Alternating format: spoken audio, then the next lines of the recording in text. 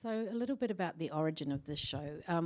We sort of founded the idea a couple of years ago. At the time, I didn't live here. I also lived in Los Angeles, and at the time, George Miller was shooting Furiosa here, and determined to follow, really practical effects, be on location, and follow his tradition of filmmaking.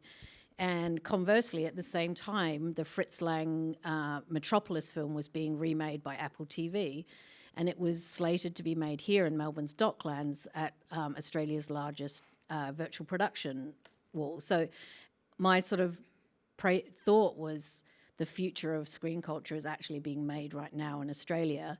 And as you wake up in the future literally here, then we should be creating the future. And that was the seed for this show that I started to talk to Seb about. And Liam and I have worked together for over 10 years. And so from that idea of how are Australian screen culture creators shaping the future, and how does that have global reach, and then sort of at the time and still today now, the thought of hope and pluralism seems to be like a little bit Pollyanna, and that's absolutely not what we're here to do. We're here to posit and create new imaginaries, and how we do that, we really wanted to embrace multiple voices in. Amanda, I wonder if you could sort of give us some of the framework for the show and what kind of questions you were asking as you developed it. Yeah, sure.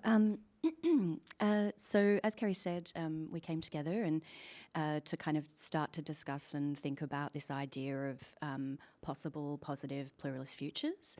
I also want to acknowledge Chelsea O'Brien, who's in the room with us today, who is also one of the co-curators of the show and was instrumental in developing the curatorial framework and the story alongside Liam and I, and the whole ACMI team. So the show is really about showcasing the maker and the ability of makers and creatives to create worlds on screen, and the power of storytelling through screen culture. So the show itself doesn't privilege any screen methods. So I don't know if anyone's seen the show yet, but when you go downstairs, it's a rich, vibrant show that showcases over 180 works, looking at everything from video games, screen-based art, film, television. We've included props, scripts, costumes, design process materials.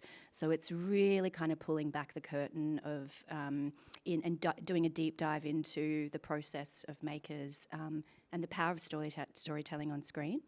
Some of the questions that we ask or we pose to our visitors through the journey of the show is we sort of bring audiences into the first section, which really presents an archive of futures or futures that have come before on screen. So we sort of onboard our visitors or our audiences, for a better word, to acknowledge that these stories have come before on screen. And then we start to flip the script.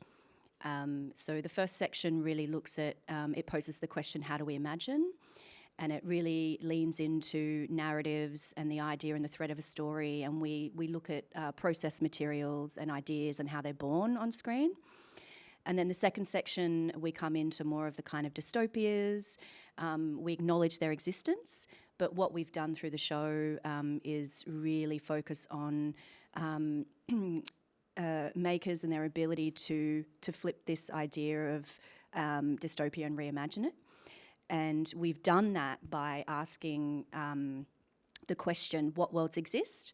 And we question who holds the power in these dystopias and these realities that we've seen, or these fictional worlds, rather, that we've seen on screen.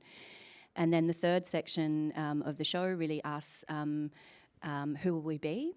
So in this section, we have the beautiful works from Wakanda Forever and the Black Panther costumes.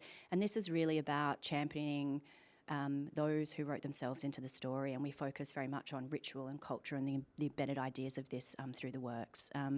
And then sitting alongside that, we have two wonderful commissions, which I'm sure we'll dive into in a moment, but that's the kind of framing of the show. And Chelsea and I and Liam really wanted to also embed a First Nations framework and this idea of sovereignty, and really positioning First Nation stories embedded within that, and the power of, I guess, our people to tell these stories and really redefine and really shape the future.